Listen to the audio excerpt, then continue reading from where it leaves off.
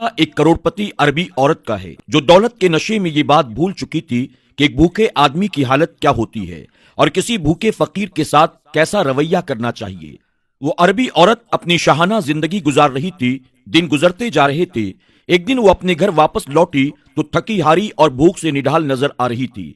उसने जाते ही अपने कमरे में नौकरों को कहा कि मेरे लिए खाना लाओ, लेकिन इतने में दरवाजे से आवाज आई, कुछ खाने को दे दो। वो अरबी औरत कहती है, दरवाजे पर कौन है? जब दरवाजे पर देखते हैं तो एक फकीर खड़ा होता है। निढाल तबीयत है, प्यास की वजह से होंठ सूख चुके हैं। वो खाने का सवाल कर रहा है। नौकरों ने जब औरत को बताया कि एक फकीर है और वो खाना मांग रहा है, ये सुनते ही उस औरत ने इंतहाई गुरूर के साथ कहा, इसे कहो कि यहाँ से चला जाए, अभी तो मैंने खुद भी खाना नहीं खाया है। फकीर क्योंकि बहुत भूखा था, वो बार बार यही गुजारिश कर रहा था, मैं भूख से मरा जा रहा हूँ, खुदा के लिए मुझे कुछ खाने को दे दो। ये सुनकर अरबी औरत को गुस्सा आ जाता है। वो अपने फ्रिज से खाना निकालती है और बाहर जाकर दरवाजे पर उसके सामने खाना फेंक देती है। वो औरत खाना इस अंदाज में देती है कि ना तो फकीर के हाथ कुछ लगता है और ना ही उस औरत के, और सारा खाना जमीन पर गिरकर खराब हो जाता है। वो औरत दरवाजे को जोर से बंद करती है और वापस अपने कमरे में चली जाती है। फकीर जो अपने पेट की आग बुझाने के लिए दर दर की ठोकरें खा रहा था, जब उसने देखा कि उस औरत ने खाना इस तरह से जमीन पर फेंक कर बर्बाद कर दिया है, तो उसने आसमान की तरफ देखा, लबों ही लबों में कुछ कहा और वहां से चला गया। वो अरबी औरत जाकर खाने के टेबल पर बैठ जाती है और खाना खाना शुरू कर देती है। खाना खाने के कुछ ही देर के बाद उसे लगता है कि शायद उसके पेट में कुछ तकलीफ महसूस हो रही है। वो दवा लेती है, लेकिन वो दर्द आहिस्ता आहिस्ता बढ़ना शुरू हो जाता है। वो अपना इलाज भी कराती है, लेकिन तकलीफ थी कि रुकने का नाम ही नहीं ले रही थी। तकलीफ बढ़ती चली जा रही थी और साथ ही ये भी परेशानी थी कि उसके पेट का साइज भी बढ़ता चला जा रहा था। इस बात को लेकर वो औरत बहुत ज्यादा परेशान हुई। एक तो तकलीफ है और दूसरा पेट भी बढ़ता चला जा रहा है। आखिर कुछ दिनों के बाद वो एक डॉक्टर के पास गई। डॉक्टरों ने उस अरबी औरत का चेकअप करना शुरू किया। जैसे ही अल्ट्रासाउंड में उन्हें कुछ नजर आया तो वो देखकर बहुत हैरान हो गए। चेकअप के बाद अरबी औरत को बताया गया कि उसके पेट में एक बहुत बड़ी रसौली है, ऑपरेशन के जरिए ही उसे निकाला जा सकता है। आखिर फैसला किया गया कि ऑपरेशन कर दिया जाए। ऑपरेशन करके पेट से रसौली निकाली गई। सब ये देखकर हैरान हुए कि एक बहुत बड़े साइज की रसौली है और मुमकिन था कि चंद ही दिनों के अंदर इस अरबी औरत की जान भी जा सकती थी। सब लोग ये देखकर हैरान थे कि आखिर इतनी जल्दी ये रसौली कैसे बड़ी हो सकती है। लेकिन वो औरत दिल ही दिल में समझ गई और अपनी उस गलती को याद करने लगी कि कुछ वक्त पहले उसके दरवाजे पर एक फकीर आया था। उस फकीर ने खाने का सवाल किया था, लेकिन उस औरत ने गुरूर और तकब्बुर में आकर अपने फ्रिज से खाना निकालकर उस फकीर के सामने इस तरह से फेंका था कि ना तो वो फकीर के काम आ सका और ना ही उस औरत के, बल्कि वो सारे का सारा खाना जमीन पर गिरकर बर्बाद हो गया था। और इसी खाने की बेहुरमती की वजह से उसको ये सजा मिली थी। दोस्तों, हमें भी इस बात से सबक सीखना चाहिए और भूखे इंसान को कभी सताना नहीं चाहिए। दोस्तों, एक तरफ वो औरत थी, जबकि दूसरी तरफ वो औरतें भी होती हैं जो काफी दौलत रखने के बावजूद भी घमंड नहीं करती। जैसे कि बयान किया जाता है कि गांव में एक नेक परहेजगार औरत रहती थी। वो बहुत ही ज्यादा सखी थी। वो इतनी नेक दिल, इतनी मेहमान नवाज और इस कदर गरीबों पर खर्च करने वाली थी कि लोग उसे हातिम ताई की बेटी कहते थे। वो गांव सड़क के करीब में था। वहां पहले तो कोई बस स्टॉप नहीं था और ना ही उस गांव में कोई बस आया करती थी, लेकिन लोगों के आने जाने की वजह से आहिस्ता आहिस्ता सड़क के ऊपर बस स्टॉप बना दिया गया। आसपास के गांव के लोग 5-5, 10-10 मील चलकर वहां आते और कारोबार के लिए वहां से शहर जाया करते थे।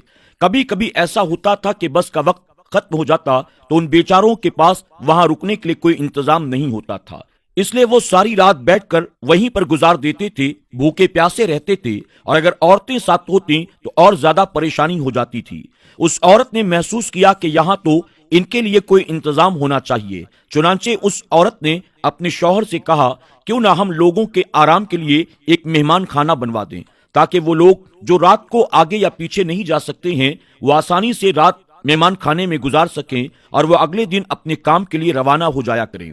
शौहर को अपनी बीवी की ये बात पसंद आई। चुनांचे उसने मेहमान खाना बनवा दिया। एक आदमी रखकर उनके लिए खाना पकाने का इंतजाम भी कर दिया। अब लोग आने जाने लगे और जो लोग आगे पीछे नहीं जा सकते थे वो रात के वक्त वहीं खाना खाते और आराम से सो जाते। پھر رات گزار کر صبح اپنے کام کے لیے چلے جاتے۔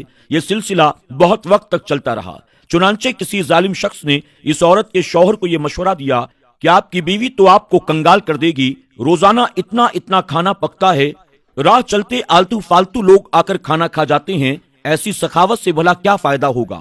جب دوستوں نے شوہر کو بار بار یہ مشورہ دیا تو شوہر کے دل میں بھی یہ بات بیٹھ گئی کہ بھائی یہ تو واقعی لوگوں نے تماشا بنا رکھا ہے، روزانہ آتے ہیں اور مزے سے کھانا کھا کر چلے جاتے ہیں۔ چنانچہ اس نے ایک دن فیصلہ کر لیا کہ مہمان کھانے کو بند کر دیا جائے، اور مہمان کھانا بند کر دیا گیا۔ بیوی کو جب اس کے بارے میں پتا چلا تو پریشان ہو گئی اور کہنے لگی، جب پروردگار نے ہمیں اتنی زمین دی تھی، ہمارے اپنے اناج ہی سے روٹیاں بنتی ہیں اور سارا سال مہمان نوازی کا ثواب ملتا تھا، اب یہ ثواب ملنا بھی بند ہو گیا۔ لیکن جب شوہر نے کہہ دیا تو بیوی خاموش ہو گئی۔ نیک عورت بات کرنے کے لیے موقع ڈھونڈتی ہے، لڑائی جھگڑے نہیں کیا کرتی۔ چنانچہ وہ موقع کی تلاش میں رہی۔ ایک دن شوہر سے کہنے لگی، آج میری طبیعت کچھ اداس سی ہے، گھر میں رہ رہ کر تنگ آ گئی ہوں، کیوں نہ اپنی زمینوں پر گھومنے چلیں۔ شوہر نے کہا، بہت اچھا، اور اپنی بیوی کو ساتھ لے کر وہ کھیتوں میں گھومنے کے لیے چلا گیا۔ وہاں پر کنواں، باغ، فصلیں سب کچھ موجود تھے۔ تھوڑی دیر گھومتے رہے اور پھر آ کر کنویں کے کنارے وہ بیٹھ گئے۔ عورت نے کنویں کے اندر دیکھنا شروع کر دیا، شوہر بھی ادھر ادھر پھرتا رہا۔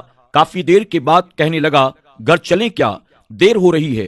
عورت کہنے لگی، بس چلتے ہیں۔ پھر کنویں کے اندر دوبارہ جھانکنا شروع کر دیا۔ وہ کنویں میں دیکھتی رہی۔ آخرکار شوہر نے کہا، اللہ کی بندی، کنویں میں کیا دیکھ رہی ہو؟ تو وہ کہنے لگی، میں دیکھ رہی ہوں کہ خالی ڈول پانی میں جا رہے ہیں اور بھر بھر کر واپس آ رہے ہیں، مگر کنویں کا پانی جیسے کا ویسا ہی ہے۔